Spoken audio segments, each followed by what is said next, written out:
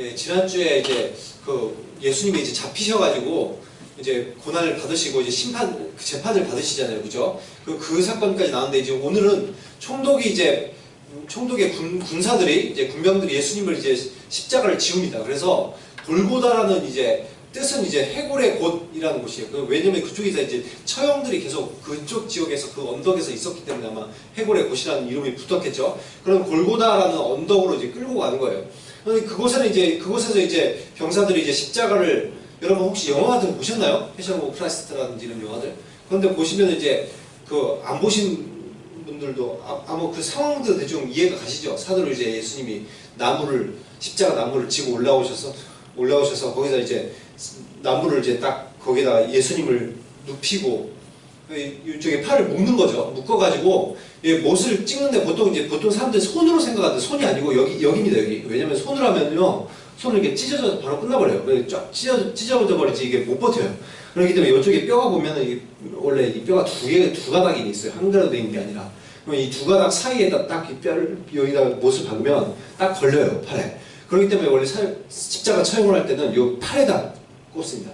여기다가 이제 못을 박아가지고 꽂고, 그 다음에 발도 이렇게 발을 포개가지고 이제 거기다가 대못을 치는 거죠.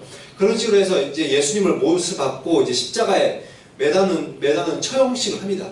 근데 이제 십자가 처형이라는 게 바로 죽는 게 아니라 일반적으로 한 2-3일 정도는 갑니다. 피가 다 몸에서 빠져나오고, 그 다음에 이제 계속 이제 수분을 공급받지 못하니까 거기서 이제 거의 사람이 말라 죽는 거죠. 그런 식으로 이제 죽이는 처형 방법인데, 십자가 처형이 당시에 있던 로마 지역에 있던 가장 극악한 처형 방법입니다. 다른 거는 이제 예를 들어서 참수라든지 이런 건 한 번에 끝나잖아요, 그죠? 근데 이거는 보통 길게는 또 한 일주일 가까이 이렇게 매달리는 사람도 있었기 때문에 그동안 계속해서 피가 없어지고, 또 거기다가 여기 매달려 있으면 호흡에 곤란을 느껴요. 이게 몸에 이게 딱 찡겨가지고 숨을 잘 못 쉬어요. 그러면 이제 자기가 숨 쉬기 위해서는 자꾸 이렇게 몸을 버텨서 일어나야 되는데, 그때 이제 다리에서 느껴지는 통증 이런 것들이 계속 찾아오기 때문에 굉장히 이제 극악한 처형 방법입니다. 그리고 막 중간에서 이제 뭐 이런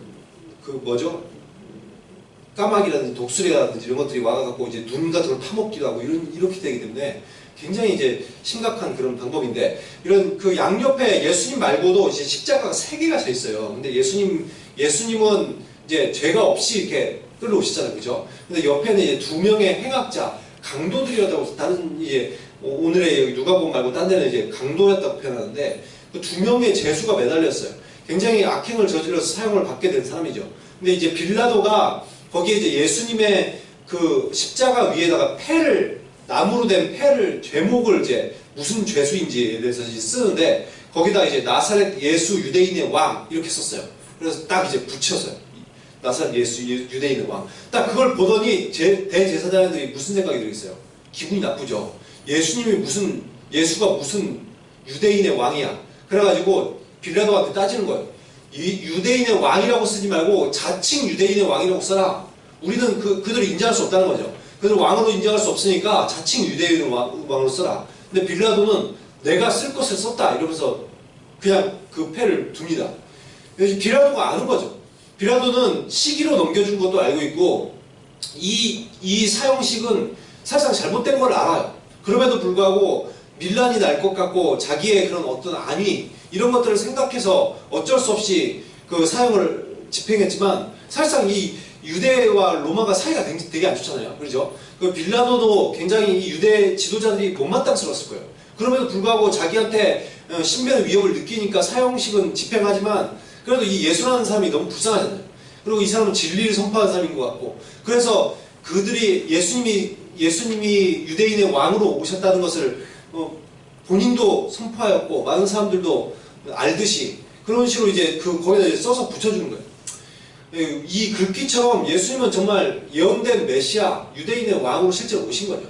사실상 유대인의 왕 정도가 아니라 성경에 이미 뭐 유대인의 왕으로 오시는 분이라고 이제 표현을 하고 있고, 다윗의 그런 자손이라고 표현하고 있긴 하지만 그냥 유대인의 왕이 아니죠.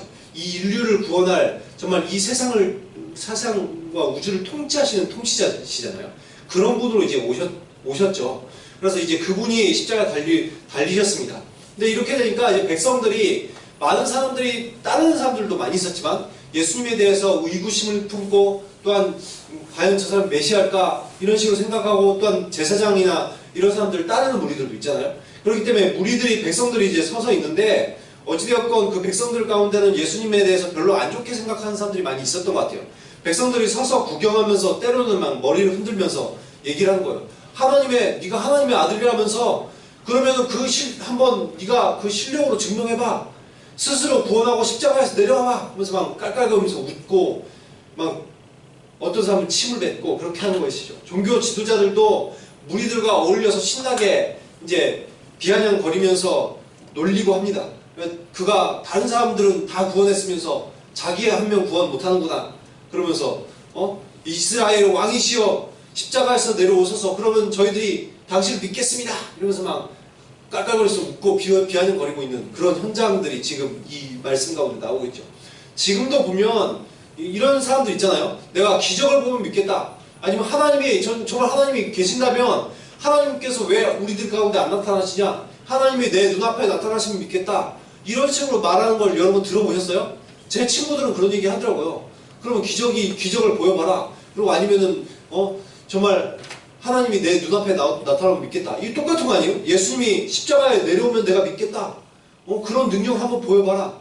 네가 한번 스스로 구원해봐라. 이런 비아냥거리는 그런 모습들을 지금 보고 있습니다. 근데 예수님이 여러분 십자가에서 내려오실 수 있는 능력이 없을까요? 예수님이 십자가에서 내려오실 수 있는 능력이 없을 것 같아요.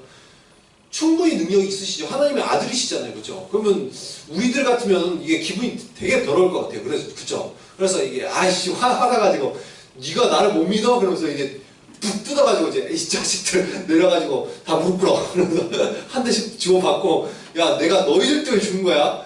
잘 똑똑히 봐. 그러면서 내가 다시 올라가고 이제 다시 십자가를 마지막 지시고 내가 딱 죽으면 되는데 그러면 얼마나 좀 폼나요. 그렇죠? 근데 예수님은 그렇게 안 하셔요.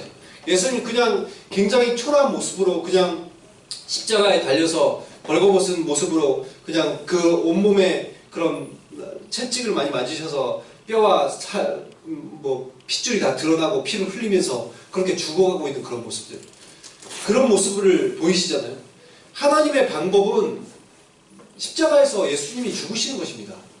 하나님께서 인류를 사랑하시고 우리들을 사랑하시고 그래서 우리들에게 그 사랑을 위해서 하실 수 있는 방법. 죄인에 대해서는 하나님이 철저하시기 때문에 죄에 대해서는 하나님이 의로운 통치자시잖아요. 그렇죠? 하나님의 그런 공의를 하나님께서 베푸셔야 되는데 그런데 우리를 사랑하셔요. 근데 이 사랑을 베풀기 위해서 제가 여러 번 설교 때 말씀드렸잖아요. 그렇죠? 그 두 가지 공의와 사랑이 만났을 때 하나님께서 선택하신 방법은 십자가였어요. 그래서 십자가에서 예수 그리스도를 죄 없는 예수가 달려 죽게 하심으로써 그분이 하나님이시잖아요. 그렇죠? 그분 자체가 하나님이시고 그래서 하나님께서 직접 십자가 달려 죽으심으로써 대신 누구를 구원해 주시는 거예요? 우리를 구원해 주시는 하나님의 방법이에요. 죄에 대한 대가를 물으셔야 되니까 그것을 인간에게 물으셔야 되는데 예수님한테 대신 물으셨어요. 그리고 그 하나님께서 베풀고자 하시는 사랑을 우리들에게 베풀어 주신 거예요. 그 방법이 십자가였다는 것이죠. 그래서 예수님께서 십자가에 달려 죽으셔야 되는 것입니다. 그런데 이런 비아냥거리는 소리 속에서도 예수님은 어떻게 하세요? 아버지, 저들을 용서해 주십시오. 이들은 자기들이 하는 것을 알지 못합니다. 예수님은 끝까지 거기에 앞에 있는 그 사람들을, 그 영혼들을 구원하기를 원하시고 그 사람들이 정말 돌이키기를 원하시는 것이죠. 근데 이런 죽음을 당할 때 예수님만 이렇게 저들을 용서해 주십시오. 저들의 죄를 용서해 주십시오. 이렇게 했던 건 아니죠. 보면 나중에 예수님을 믿게 됐던 사람들 중에서도 이렇게 한 사람이 있어요. 누가 그랬어요? 사도행전 7장에 보면 스데반도 그랬어요. 스데반을 향해서 사람들이 돌을 던져서 쳐 죽일 때 어떻게 했어요? 스데반도 이 죄를 그들에게 돌리지 마십시오. 왜 그래요? 세상은 진리를 몰라요. 그 사람들은 왜 예수를 십자가에 못 박는지 자기들이, 그리고 왜 스데반을 돌로 쳐 죽이는지 자기들은 모릅니다. 근데 이 죽어가는 사람들은 알죠. 그 사람들이 진리를 모르기 때문에 이렇다. 저 사람들도 하나님께 구원받아야 되는 사람들이다. 이런 것을 알아요. 그렇기 때문에 이렇게 얘기할 수가 있는 것이죠. 이렇게 매달려 있는데, 이제 옆에서 이제 행악자도 보니까, 행악자가 2명이 매달려 있었잖아요. 그죠? 근데 한 명이 보니까 예수님을 욕하는 거예요, 같이. 그러면서, 네가 메시아라면서, 그러면 네가 우리와 나와 너를 한번 구원해보지 그래. 이런 식으로 이제 같이 막 비웃어요. 그러니까 옆에 있는 행악자 중에 한 명은 이제 그렇게 한 명은 예수님을 비난하고 있고, 비웃고 있고, 한 명은 또 옆에서 달려있으면서 그 옆에 있는 행악자를 향하여 꾸짖습니다. 그러면서 너도 이분과 똑같은 그런 정죄, 벌을 받고도 네가 하나님이 두렵지 않냐? 그렇잖아요. 이 예수님은 죄가 없어요. 그런데도 십자가에 달려 죽으시고, 또한 행악자들도 자기들은 죄가 있어서 십자가에 달렸어요. 근데 죽어가면서 똑같이 이 지금 강도가 예수님을 비웃을 처집니까? 자기도 똑같이 십자가에 걸려 있어요. 근데 지금 누가 누굴 비웃어요? 그러니까 지금 옆에 있는 행악자가 얘기하는 거죠. 다른 행악자가. 네가 똑같은 그런 벌을 받고도 지금 하나님이 두렵지 않아? 지금 그래서 지금 비웃는 거야? 우리들은 나쁜 짓을 했기 때문에 충분히 마땅한 죄를 받아서 지금 죽는 거야. 그렇지만 이분은 잘못한 게 하나도 없어. 이분은 의로우신 분이야. 주님, 당신께서 당신의 나라로 들어가실 때 저도 기억해 주십시오. 이런 이제 부탁을 예수님께 드립니다. 여러분, 그렇지 않습니까? 십자가에 달려 죽어야 되는 것은 예수님이 아니라 그 행악자들이고, 또한 죽음을 당한 것은 우리들이, 하나님 앞에 죽음을 당해야 되는 것은 우리들입니다. 근데 예수님께서 달리셨어요. 근데 이 행악자 중에 한 명은 뭘 아는 거예요? 이 예수님이라는 분이 자기를 구원할 수 있는 분이라는 걸 아는 거예요. 그래서 자기가 비록 나쁜 삶을 살았지만 예수님한테, 예수님 당신의 나라에 들어가실 때 저를 기억해 주십시오. 그러니까 예수님께서 뭐라고 하셔요? 내가 확실히 말하겠다. 오늘 네가 나와 함께 낙원에 있을 것이다. 여러분, 이 한마디를 통해서 우리들이 무엇을 알 수 있습니까? 예수님께서 어떤 분이라는 걸 알 수 있어요. 예수님은 구원과 생명의 권세가 있으시는 분이라는 걸 알 수 있죠. 예수님께서 구원하시고 싶으신 사람은 얼마든지 구원하십니다. 그 사람이 행악자라 할지라도. 또한 구원의 조건이 무엇인지 확실히 보여주죠. 구원의 조건이 어떻다는 거예요? 우리들이 뭐 어떻게 열심히 살고 착한 일하고 이래서 구원을 받아요? 그렇지 않다는 거예요. 누가 구원해 주시고 싶으면 그냥 구원받는 거예요. 예수님께서 구원해 주고 싶으면 그 사람은 구원받는 거예요. 그냥 어떤 것에 의해서 구원받는 거예요? 행위에 의해서 구원받는 게 아니라 우리들이 예수 그리스도가 날 구원해 주실 수 있다는 거, 나의 구세주라는 거, 이것을 믿는 믿음만 있으면 어떻게 해야 된다는 거예요? 구원을 받는다는 사건을 이걸 통해서도 보여주시는 거죠. 그래서 정말 많은 사람들은 내가 착한 일 하면 구원을 받겠지. 요즘 그 도깨비라는 그 드라마 하는데 보셨어요? 거기 보면 이제 그 도깨비도 나오고 그 다음에 저승사자도 나오는데, 저승사자가 보면은 사람들이 죽으면 이제 어떤 사람은 천국으로 보내주고 어떤 사람은 지옥으로 보내고 어떤 사람은 뭐 또 환생도 하고 이렇게 하는 것 같은데, 여러분 뭐 환생하고 우리들이 다음 세계가 또 있나요? 다른 우리들 삶이 윤회를 해요? 그런 게 아니죠. 우리들은 한번 죽으면 끝이에요. 천국 아니면 지옥으로 갈려요. 근데 거기에서 보면은 그 도깨비의 사고방식은, 도깨비에 나오는 그 흐르는 그 사고방식은 뭐예요? 착한 일을 하면 그 사람은 천국, 나쁜 일 하면 지옥. 그게 그쪽 세계의 사고방식이잖아요. 그렇죠? 근데 성경은 절대로 그렇게 말하지 않습니다. 어떤 사람이 구원을 받아요? 여러분, 만약에 착한 사람이 구원을 받을 것 같으면 이 행악자는 어떻게 돼요? 행악자는 아무리 예수님 앞에 로비를 한다 해도 절대로 천국을 들어갈 수 없습니다. 그렇죠? 근데 예수님한테 뭐예요? 자기를 하나님의 나라에 들어갈 때 기억해달라고 하니까 예수님께서 뭐라고 말씀하세요? 네가 나와 함께 오늘 밤에 낙원에 있을 것이다. 구원의 조건이 어떠다는 거예요? 구원은 절대로 착한 일을 했다고 구원을 받는다는 것이 아니라는 거예요. 뭘로 구원을 받아요? 예수 그리스도의 이름을 믿는 것이요. 여러분, 이것이 유일한 구원의 방법입니다. 전에도 말씀드렸습니다만, 여러분 만약에 선행을 해서 우리들이 구원을 받는다면 참으로 우리들이 곤란해집니다. 그렇죠? 왜냐면 내가 착한 일을 한 100만 개를 했어요. 근데 악한 일 한 101만 개를 했어요. 그럼 어떡할 거예요? 그럼 너는 한 개 정도 나쁜 일 더 했으니까 너 지옥 이럴 거예요? 그런 게 애매하니까 저 천주교에서는 뭘 만들었어요? 연옥이라는 걸 만들었죠. 그래서 애매한 사람들은 다 연옥. 그래서 어떻게 되는 거예요? 거기서 밑에서 막 사람들 연옥에서 좀 거기서 고통받으면서 사람들이 거기서 더욱더 참여를 하고 막 이렇게 좋은 일을 하면, 그리고 저 밑에서 많은 자신의 자손들이 함께 막 기도를 들어주면 어떻게 할 수 있다는 거예요? 천국으로 갈 수 있다는 거예요. 뭐예요? 지극히 공로주의죠. 뭔가 열심히 해야지만 천국에 들어간다. 아무리 예수님을 믿어도 소용없고 열심히 살아야 된다. 정말 착하게 살아야 된다. 그런 사람들이 천국 갈 수 있다. 그런 주의잖아요. 그죠? 그래서 테레사 수녀 같은 사람들, 굉장히 선행을 많이 베푼 사람들은 천국, 안 그런 사람들은 다 연옥.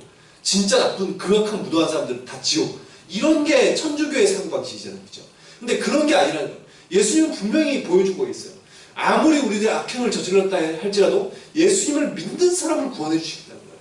이것이 지금 이 성경에서 말하고 있는 진리인 것이죠. 에베소서 2장 8절과 9절에도 보면 그런 말씀이 나와 있습니다. 너희는 그 은혜를 인하여 믿음으로 말미암아 구원을 얻어나니. 우리들이 구원을 받은 이유가 하나님께서 그냥 하나님의 은혜라는 거예요. 그리고 그것을 뭐로? 우리들 믿는 믿음으로 구원을 받는다는 거예요. 이것이 너희에게서 난 것이 아니라 우리에게 근거가 없다는 거죠. 나에게 구원의 근거가 없다. 너희에서 난 것이 아니 하나님의 선물이다. 하나님께서 그냥 주시는 선물이래요. 내가 이렇게 선물을 주는 것은 여러분 내가 뭔가를 잘해서 주는 게 아니라 그 사람이 주고 싶으면 주는 게 선물이에요. 그렇죠? 이런 선물이라는 거예요. 그러면서 이렇게 나와 있습니다. 행위에서 난 것이 아니니 이는 누구든지 자랑하지 못하게 하려 함이라. 내 행위 때문이 아니다. 그리고 그 이유가 뭐라고요? 내가 잘났기 때문에 천국에 간다. 이런 주장을 할 수 없게 만든다는 거예요. 단지 무엇으로만 구원을 받는다? 하나님이 주시는 구원의 선물. 그리고 그것이 어떨 때 구원을 받는다? 믿을 때 그 구원을 받는다고 분명히 에베소서에도 나와 있어요. 그래서 모든 믿는 자에게 주어지는 선물이 구원이라는 것입니다.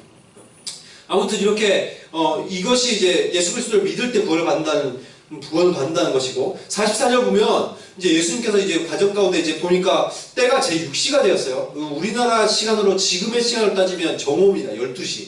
예수님께서 오전 9시에 십자가에 달리셨거든요. 그러니까 얼마나 급행으로 재판이 이루어졌는지 알겠죠. 밤에 새벽 사이에 예수님을 공회에서 이미 사내들인 공회에서 예수님을 죄인으로 사형에 처할 자로 판명을 해버리고 그 다음에 이른 아침에 사람들 이제 일어나기 시작할 때 이미 빌라도 앞에서 어떻게 했어요? 재판이 끝난 상태였어요.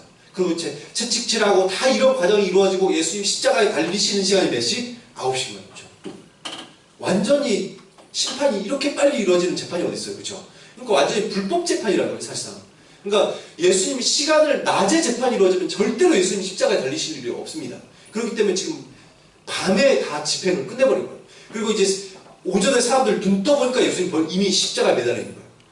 그래서 이미 예수님을 추종하는 사람들은 어떻게 해볼 도리가 없는 그 상태죠. 예수님이 9시에 십자가에 매달리셔서 12시가 되니까 어떻게 돼요? 보니까 해가 빛을 이뤘다고 돼 있어요. 그리고 3시간 동안 온 땅에 어둠이 덮입니다. 여러분 이게 혹시나 이때가 개기 일식이 아니었을까? 이런 식으로 생각하는 사람들도 있을 수 있겠지만 절대로 일식이 아닙니다. 왜냐면 일식은 보름에는 일식이 안 생기거든요. 근데 그 6월절은 보름이에요. 그렇기 때문에 절대로 일식이 일어날 수 없는 시기입니다. 그럼 이런 갑자기 어떻게 지금 해가 빛을 잃고 온 세상이 어둠 가운데 임하겠어요?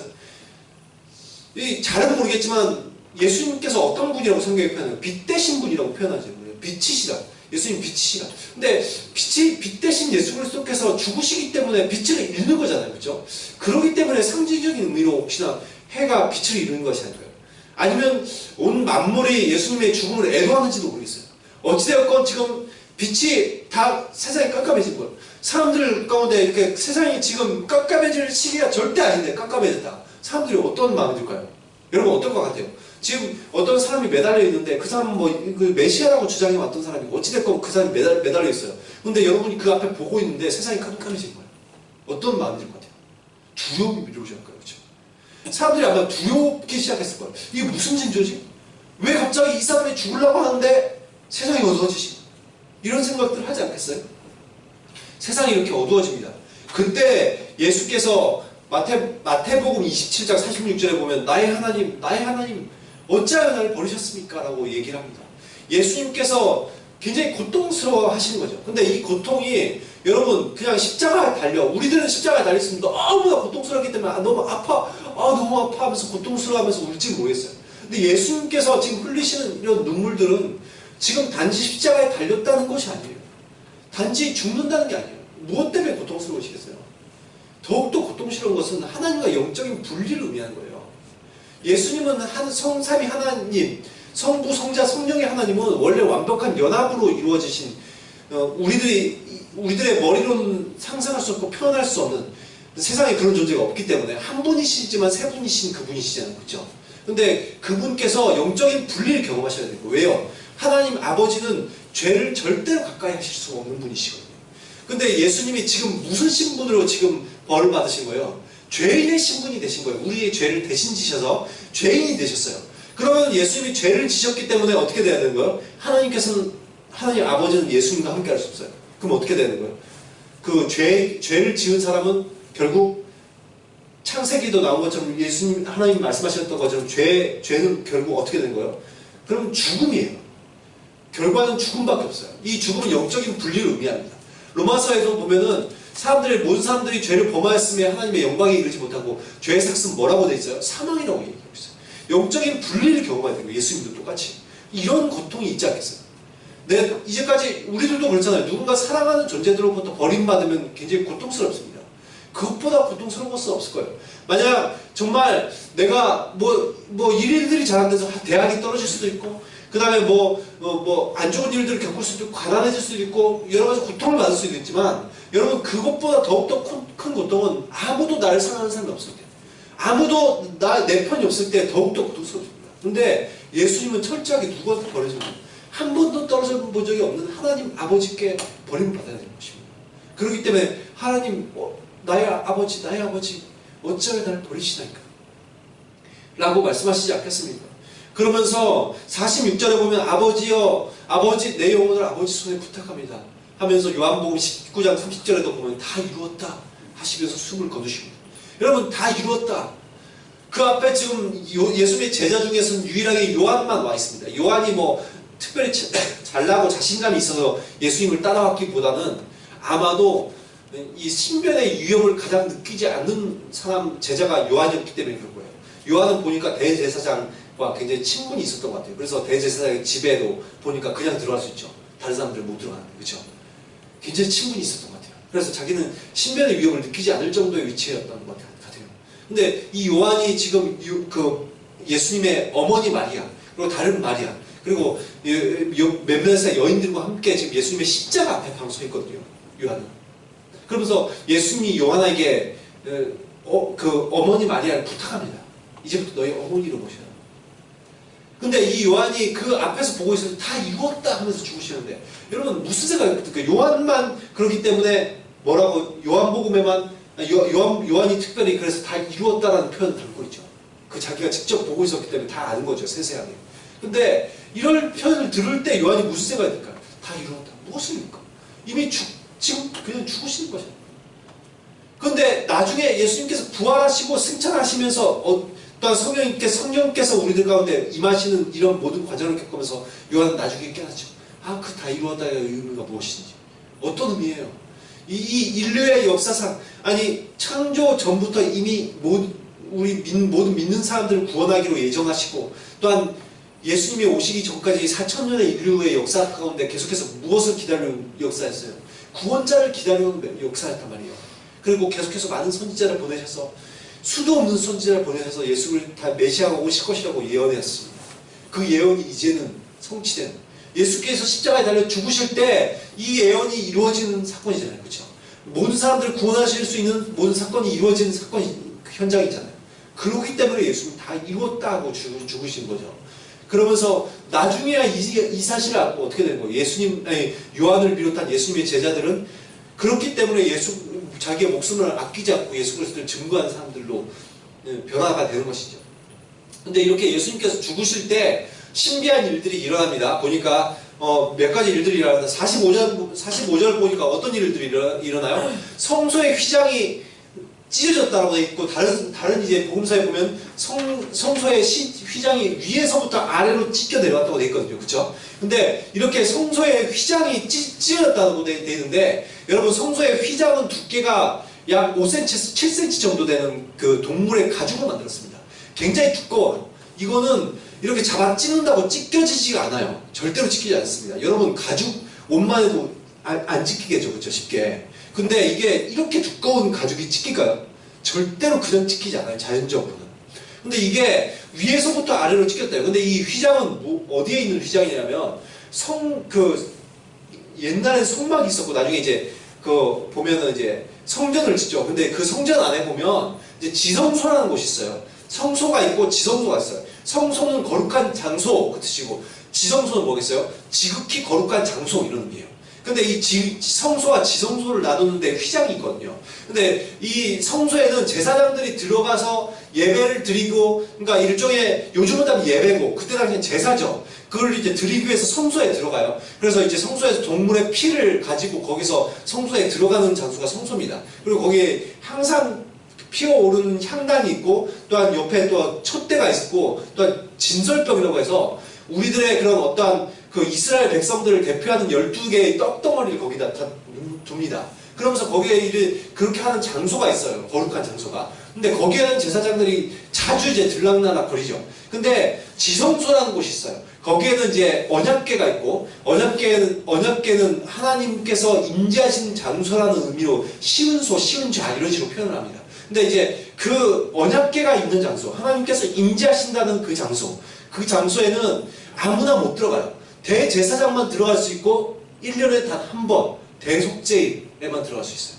대속제일은 모든 이스라엘 백성들의 죄를 회개하는 날이 대속제일입니다.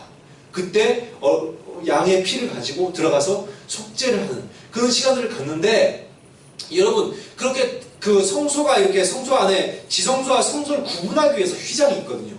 근데 여기는 대제사장밖에 못 들어간다고 했죠. 근데 그렇게 돼 있는 곳인데 여러분 거기에 휘장이 싹 찢어져 버린 거예요. 이것이 무엇을 상징할까요? 무엇을 상징할 것 같아요? 이제까지는 제사를 하나님께 나아간 방법이 누구를 통해서 이루어졌어요? 대제사장을 통해서 이루어졌습니다. 제사를 통해서 이루어졌어요. 근데 이제 휘장이 찢겨 내려가면서 거기에 지성소가 어떻게 된 거예요? 완전히 공개가 돼버린 거죠. 그렇죠? 그걸 통해서 하나님께서 보여주시고자 하는 것은 뭐예요? 예수 그리스도의 몸이 찢기시는 그 사건이 성소의 휘장을 찢었습니다. 그 사건이 뭘 의미해요? 예수 그리스도로 말미암아 이제는 대제사장과 또한 제사에 의해서 우리들이 하나님께 나가는 것이 아니라 누구로 의해서 우리들이 하나님께 나갈 수 있게 됐다? 예수 그리스도를 믿는 사람들이 하나님께로 이제 나갈 수 있게 됐다는 걸 상징하는 거예요. 그래서 히브리서에도 그렇게 얘기합니다. 이전까지는 많은 피제사를 드렸지만 그 피제사를 아무리 드려도 어땠다? 우리들의 죄를 없이 하는 기능은 없었다. 단지 우리들의 죄를 인식하게 하고, 단지 장차 오실 메시아를 예언하는 그 예언의 표로서 피가 주어졌다는 거예요.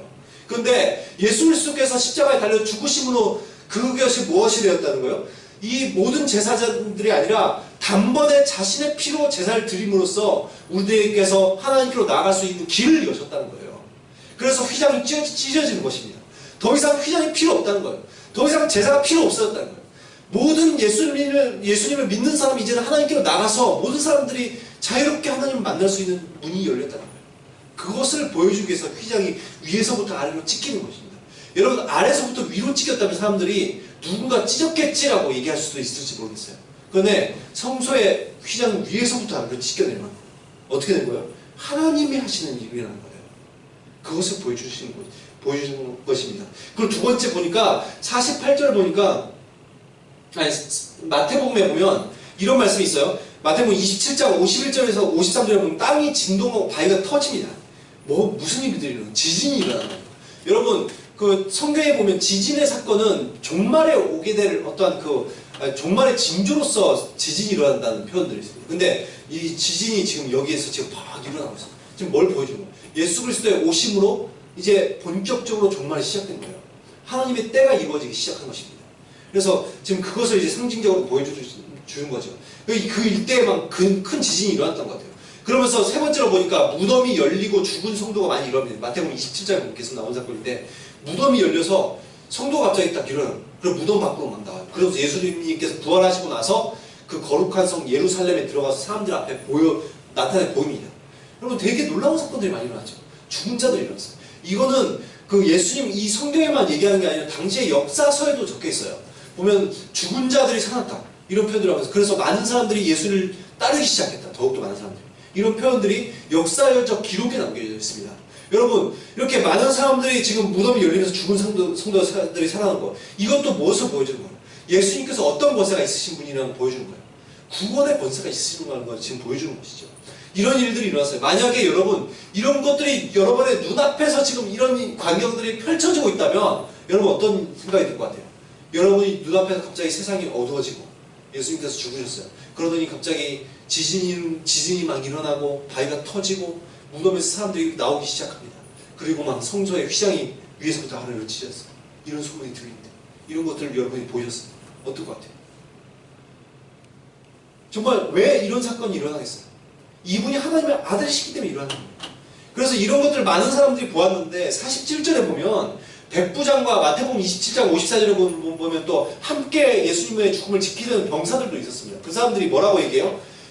그 일어나는 일을 보고 47절에 보면 하나님께 영광을 돌리면서 이렇게 얘기하죠. 정녕 이 사람이 의인이었다.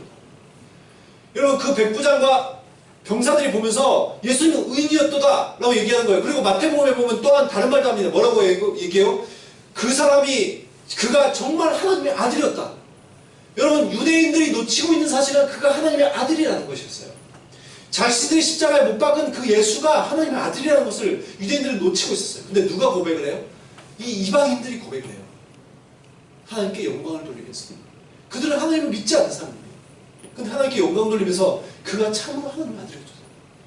48절에 보면 구경하러 모인 무리들도 그 된 일을 보면서 다 가슴을 치면서 막 돌아가지고 정말 죄인이 아니었구나. 그가 의인이었구나. 우리들이 의인을 죽이니까 하늘이 노하는구나. 이런 의미에서 가슴을 치고 들어갔던 거겠죠. 진정한 회개와 뉘우침이 있었던 건 아닙니다. 단지 이 모여든 무리든 단지 잘못된 사람을 죽이지 말았어야 될 사람을 죽였구나. 이 정도의 생각을 아마 했을 거예요. 여전히 지금도 많은 유대인들은 돌아오지 않습니다. 그리고 49절에 보면 이 자리에서 사도 중에 유일하게 요한이 따라왔고 또한 어머니 마리아와 또한 여인들이 있는데 그 광경을 직접 보게 되는 거예요. 예수 그리스도의 죽음과 또한 이 모든 만물들이 하고 있는 애도 이런 것들을 보게 되는 것이죠. 예수 그리스도의 죽음은 단지 죄인 한 사람의 죽음이 아닌 거예요. 하나님께서 이 땅의 죄와 악의 문제를 해결하기 위해서 이 땅 가운데 예수님을 보내신 것입니다. 모든 믿는 자들을 구원하기 위해서 보내신 것입니다. 그래서 이로써 예수님을 믿는 모든 사람들은 구원을 얻게 된 거예요. 십자가와 부활, 이 사건들은 세상이 볼 때는 얼마나 미련해 보여요. 어떻게 저렇게 허황된 것을 믿나? 십자가 같은 나약한 사람이 한 명 죽은 것을 왜 믿나? 또한 부활? 그 가당치도 않은 사람들이 살아났다는 걸 어떻게 믿지? 근데 어때요? 세상이 볼 때는 너무나도 어리석은 것인데 예수님을 믿는 사람들에게는 그것이 구원을 주는 하나님의 능력인 것입니다. 우리들은 바로 이 예수 그리스도를 믿는 거예요. 그래서 정말 이 옆에 달려있던 그 행악자를 한번 생각해 보세요. 한 명은 끝까지 믿지 않음으로써 지옥을 가게 되었지만 한 명은 어때요? 그 바로 자신이 아무리 악한 삶을 살았다 할지라도 그 옆에서 그냥 예수님의 이름을 마지막 죽기 전에 믿었다고 해서 구원을 받습니다. 이것을 통해서 여러분 무엇을 깨달아요? 여러분 무엇을 느낍니까? 여러분 우리는 정말 예수님을 믿어야지만 구원을 받는 거예요. 그러니까 정말 우리들의 삶을 살아가면서 정말 예수님을 잘 믿었으면 좋겠어요. 내가 나를 구원하시는 분 예수님이구나. 세상이 아무리 무슨 얘기를 해도 아무리 세상은 윤회를 하는 것처럼 얘기하고 착한 일을 해야지 구원을 받는 것처럼 얘기하지만 아니 그런 것들이 아니라 예수님을 믿어야만 구원을 받구나. 그리고 저 친구들, 내 주변에 있는 내 가족들 이런 사람들도 예수님 믿지 않으면 구원을 못 받는구나. 우리들이 이 사실을 알고 정말 우리들도 예수님을 잘 믿을 수 있는 사람들이 되었으면 좋겠고 우리들의 주변에 있는 사람들도 정말 예수님을 전파할 수 있으면 좋겠고 정말 예수님 잘 믿어서 부활이요 생명이신 예수 그리스도로 말미암아 정말 구원과 부활의 기쁨을 다 함께 누릴 수 있는 그런 저와 여러분이 되시기를 예수 그리스도의 이름으로 축원합니다.